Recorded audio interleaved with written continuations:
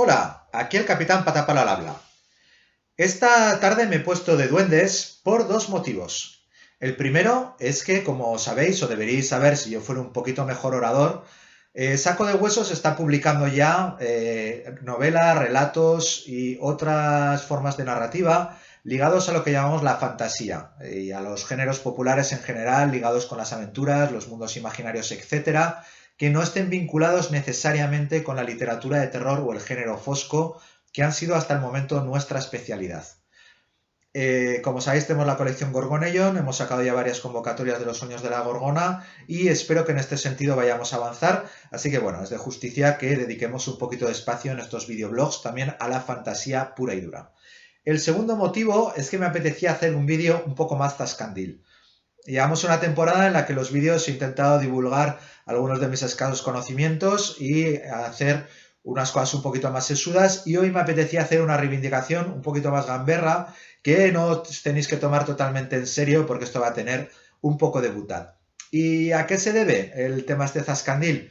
Bueno, a una cosa que supongo que como aficionados a la literatura fantástica, a los géneros populares y demás, os habréis oído en más de una ocasión. Seáis simples lectores, seáis creadores, ilustradoras, escritoras, lo que sea, porque lo cierto es que hay muchos prejuicios, quizás aquí en España particularmente, ligados, supongo yo, o he creído en algún momento, aunque esto daría de sí para ciertos estudios, a ese entronamiento que se ha hecho del Quijote, hablando como si fuera una novela que había matado la fantasía y se había impuesto ahí a partir del realismo desde un punto de vista humorístico, cosa que no comparto en absoluto, pero de la que ya hablaremos en otro momento.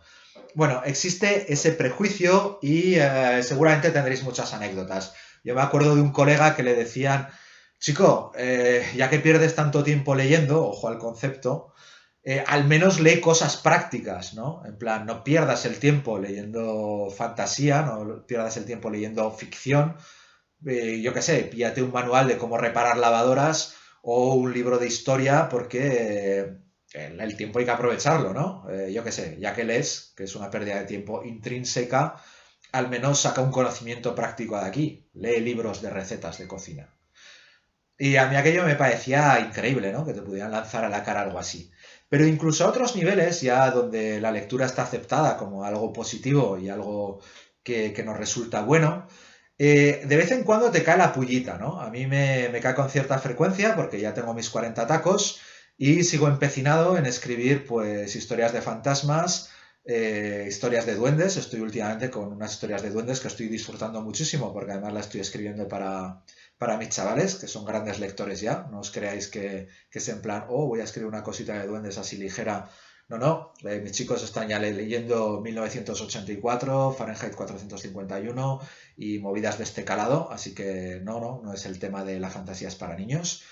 Es el tema de que, bueno, que la gente piensa esto, o hay gente que piensa esto, y yo creo que es un craso error. Y es algo que me toca mucho las narices, porque hay como una especie de condescendencia, en plan, bueno, vale, era un capricho de adolescencia, era un capricho de infancia, es normal, los niños tienen esa imaginación loca, hay que dejarlos bueno, que hablen de estas cosas así un poquito disparatadas, de unicornios, de dragones, de fantasmas, porque hay que canalizar esa energía.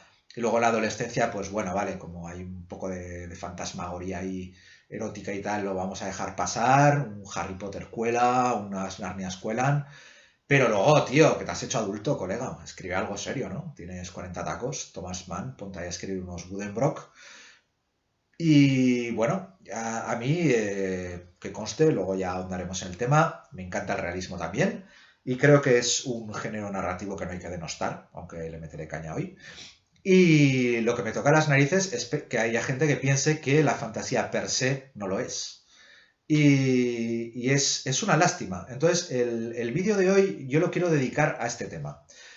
Para empezar, antes de que me olvide, quería añadir una capa a este tema que ya es el sumum, ¿no? Es lo que dentro del cabreo que te puede generar este pequeño menosprecio insidioso a la fantasía, entendiendo como fantasía la gran familia de la fantasía, ¿eh? No solo la fantasía dragonada, sino todas las fantasías, porque tarde o temprano, incluso el que te hace distinciones acaba teniendo prejuicios sobre el conjunto. Bien, Ya para mí el sumum es cuando te dicen, no, hombre, no, pero el espejo de Dorian Gray, el retrato de Dorian Gray, eso no es fantasía, ¿no? Eso es literatura. O, no, la Fahrenheit o Un Mundo Feliz, eso no es ciencia ficción, no es fantasía propiamente, es literatura, es distopía. O ya llegan y te dicen, no, el realismo mágico, pues no es fantasía, no, hombre, no jodas.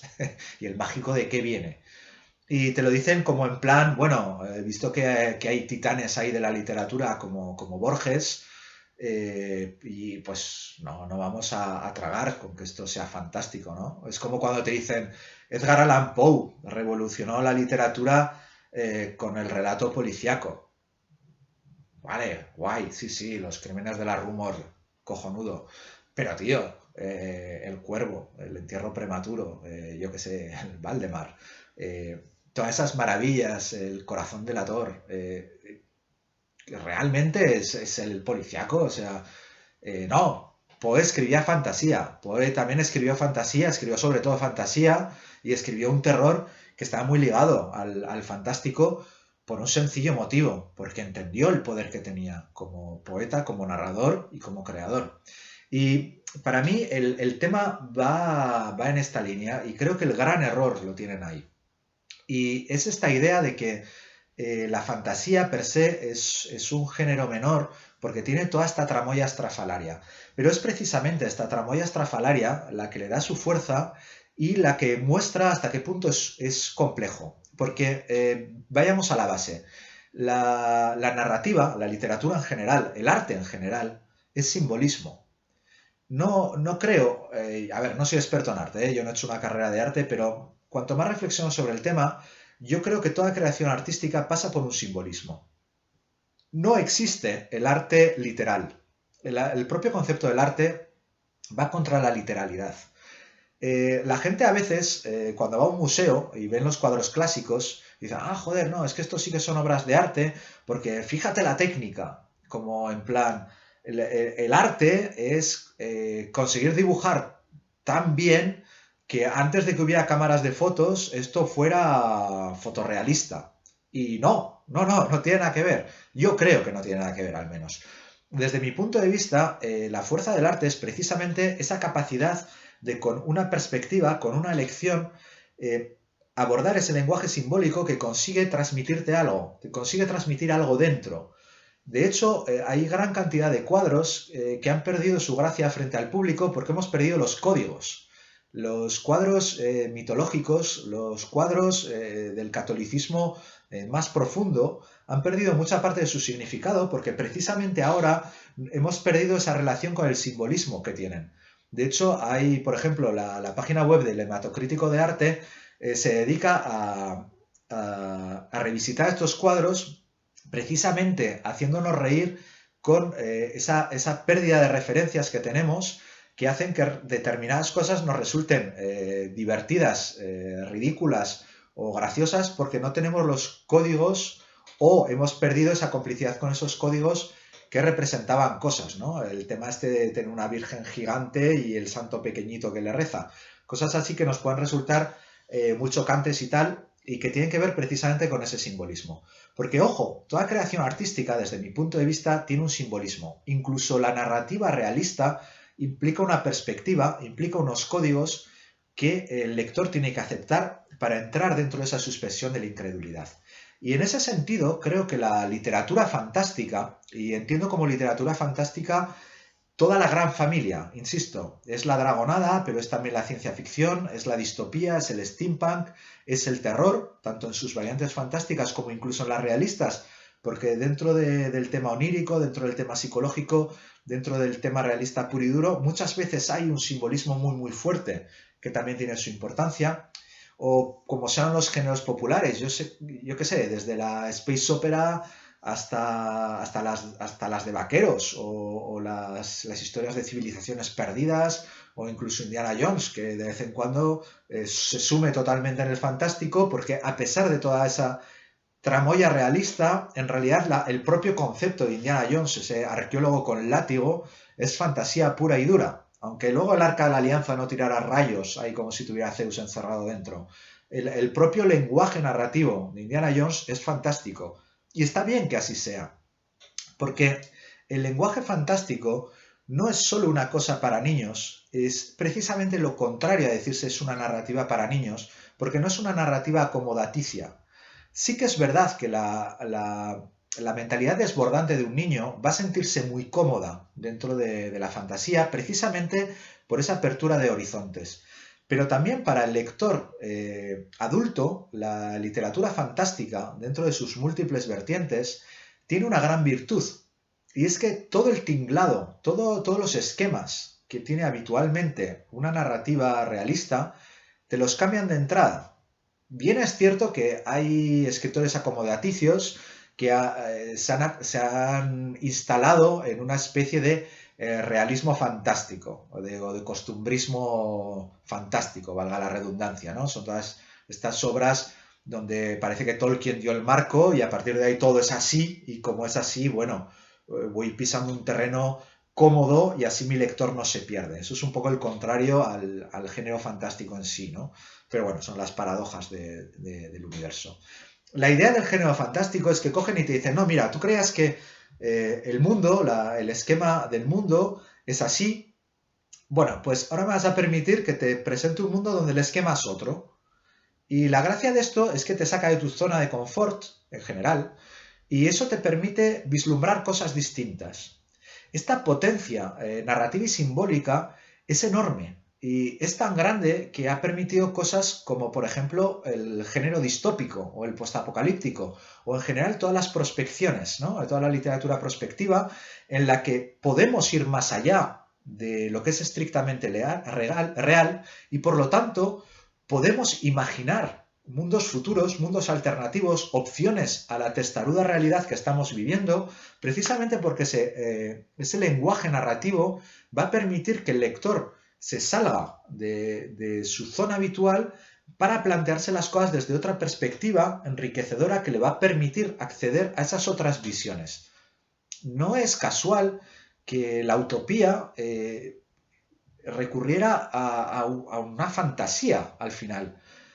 Sí, bien, vale, Utopía de Tomás Moro es fantástico en el sentido de que no existía eso, pero bueno, es bastante realista dentro de algunos planteamientos, pero ojo, cuidado, que tienes otros libros de viajes, otros libros de mundos imaginarios, de civilizaciones perdidas, donde el tema se lleva mucho más lejos para hacer crítica social, desde los viajes de Gulliver a directamente imaginar mundos nuevos, sean positivos o negativos, sean para advertirnos de los peligros de nuestro mundo actual, sea para proponer mejoras.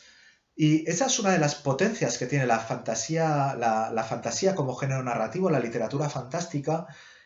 Insisto, hablando del amplio concepto de la literatura fantástica, que ya de por sí justificaría que, si no ya que se le considera un género mayor, al menos que se le tratará con cierto respeto, ¿no? Porque el propio concepto de la fantasía como narrativa es increíblemente potente. Y bueno, en ese sentido vamos a acabar aquí ya con la butad del día, ¿no? Aquí, como yo soy muy ingeniero, pues voy a decirlo ahí con todas las letras para la próxima vez que alguien os toque las narices. Hemos demostrado que la fantasía es superior al realismo. Porque claro, el realismo solo puede, por definición, estar ambientado, desarrollado y pensado dentro de lo real. Y lo real es finito. Vale, vale, enorme. Ok, os lo concedemos. Pero es finito. Y claro, cuando tienes multiversos, cuando tienes infinitos mundos por crear, cuando tienes jardines de senderos que se bifurcan, pues has ganado la partida. Porque tienes todo el terreno de lo real más el resto. Bueno, insisto, vale, era una butad. Me encanta el género realista, creo que tiene muchísimo potencial también. Creo que es una herramienta narrativa muy importante, insistiendo siempre que, desde mi punto de vista, toda narrativa, toda literatura es simbólica y por lo tanto, como diría mi suegro, intrínsecamente es ficción, es fantástica, aunque la veamos más o menos realista. Y con todo mi respeto a los que desarrollan géneros ligados al realismo, como puede ser el género histórico, que, ojo, cuidado, la suspensión de incredulidad en un lector dentro de los géneros realistas, sea policíaco, sea novela negra, sea histórico, sea realismo costumbrista, no es más fácil de conseguir. De hecho, muchas veces se topa con los prejuicios del lector porque nosotros creemos que la realidad es de una forma, incluso creemos que la historia es de una forma y escasamente el autor nos está diciendo lo contrario, nos va a costar mucho aceptarlo. Así que en ese sentido tampoco tenemos las campanas al vuelo, no tiene por qué ser verdad que los géneros realistas tengan más fácil la suspensión de la incredulidad. Pero precisamente por eso ahí tenemos una fuente muy interesante de herramientas para vulnerar esa incredulidad, para conseguir esa suspensión de la incredulidad y llevar a los lectores al terreno de la reflexión, al terreno de la introspección y a partir de ahí a cualquier horizonte. Y es por eso que yo creo, sinceramente, que no tiene que haber un enfrentamiento entre realismo y fantasía, más bien deberían ser géneros complementarios. Para mí un lector ideal, un autor ideal, es capaz de navegar entre ambas aguas. Por supuesto, todos tenemos nuestras filias y fobias, dependen de nuestra cultura, dependen de nuestras vivencias, dependen también de nuestras afinidades con el propio lenguaje simbólico y el lenguaje en general, del mismo modo que nos gusta más un tipo de música que otro. Pero sí que quería reivindicar un poco en el vídeo de hoy, que me está quedando larguísimo, qué demonios, un poco de respeto para los géneros populares que están lejos de ser géneros menores. Han sido géneros que han demostrado históricamente su capacidad de llegar a grandes públicos, a veces a públicos que necesitaban muy particularmente que la cultura les llegara. Así que respeto a todos los creadores, respeto a todos los lectores y sigamos compartiendo nuestras experiencias. Os invito a hacerlo también en los comentarios de este vídeo y en general. Yo seguiré con 40 tacos poniéndome mis camisetas de duendes, escribiendo historias poco serias, como suelo decir a la gente que me pregunta qué escribo. Yo escribo y lo digo con la cabeza bien alta, cosas poco serias, cosas de fantasmas, cosas de duendes, que me permiten hablar de cosas que por el contrario sí que son serias y muy importantes. Cuidaros mucho, seguimos en contacto.